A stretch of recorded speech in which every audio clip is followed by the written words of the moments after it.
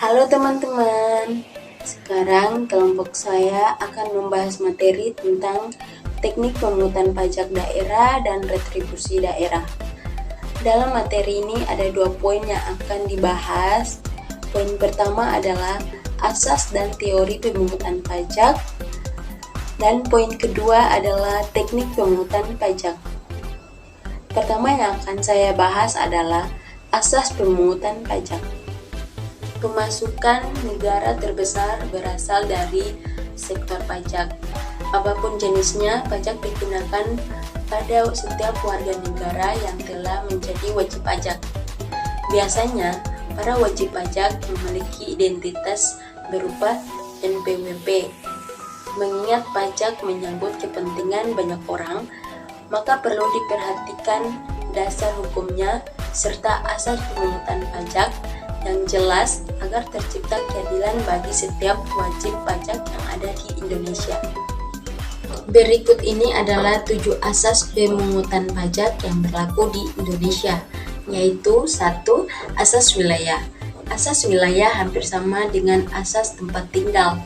Asas ini berlaku berdasarkan pada lokasi tempat tinggal wajib pajak. 2. Asas kebangsaan.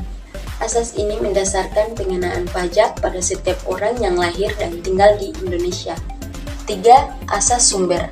Asas sumber diartikan sebagai pemungutan pajak berdasarkan tempat perusahaan berdiri atau tempat tinggal wajib pajak. 4. Asas umum.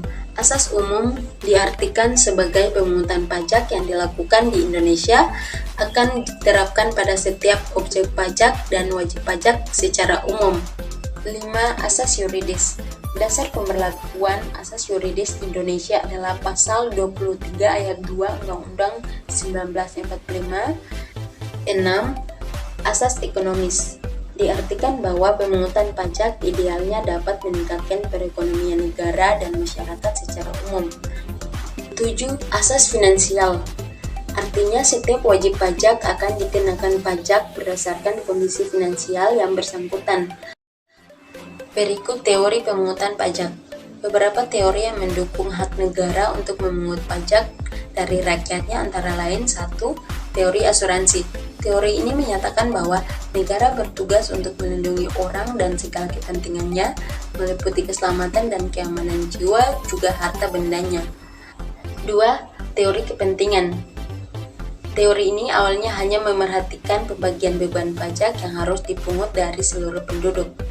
3. Teori gaya pikul. Teori ini menyatakan bahwa dasar keadilan pemungutan pajak terletak pada jasa-jasa yang diberikan oleh negara kepada warganya. 4. Teori kewajiban pajak mutlak atau teori bakti.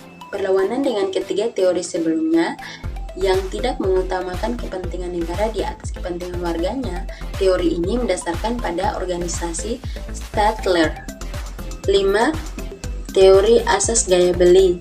Teori ini tidak mempersoalkan asal mula negara memungut pajak, melainkan hanya melihat pada efeknya dan memandang efek yang baik itu sebagai dasar keadilan. Materi yang kedua yaitu teknik pemungutan pajak.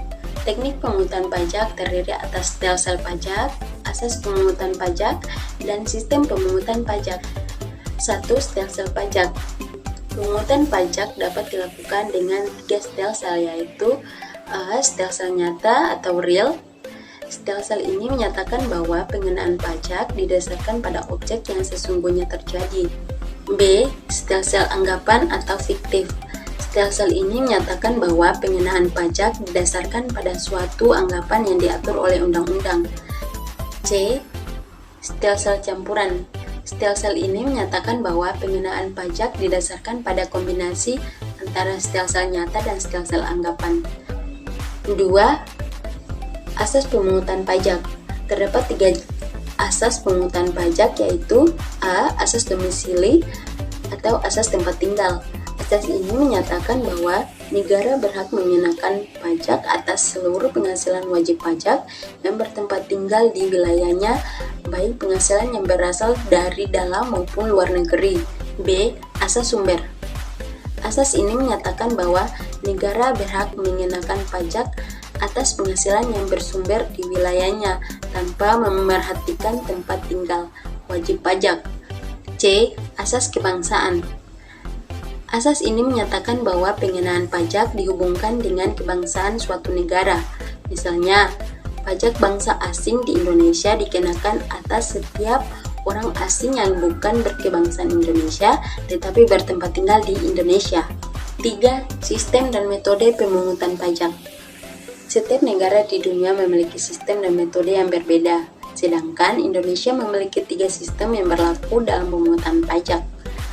Beberapa sistem pemungutan itu seperti berikut. A. Official Assessment System. Official Assessment System adalah sistem pemungutan pajak yang membebankan wewenang dalam penentuan besaran pajak terutang dan aparat perpajakan sebagai pemungut pajak. Sistem yang kedua adalah Self-Assessment System. Sistem pemungutan pajak yang memberi wewenang wajib pajak dalam menentukan sendiri jumlah pajak yang terutang setiap tahunnya sesuai dengan peraturan perundang-undangan perpajakan yang berlaku. Sistem pemungutan pajak yang ketiga adalah Withholding System. Withholding System adalah sistem pemungutan yang memberikan otoritas kepada pihak ketiga dalam penentuan besaran pajak terutang wajib pajak. Demikian pembahasan kami mengenai teknik pemungutan pajak. Sekian dan terima kasih.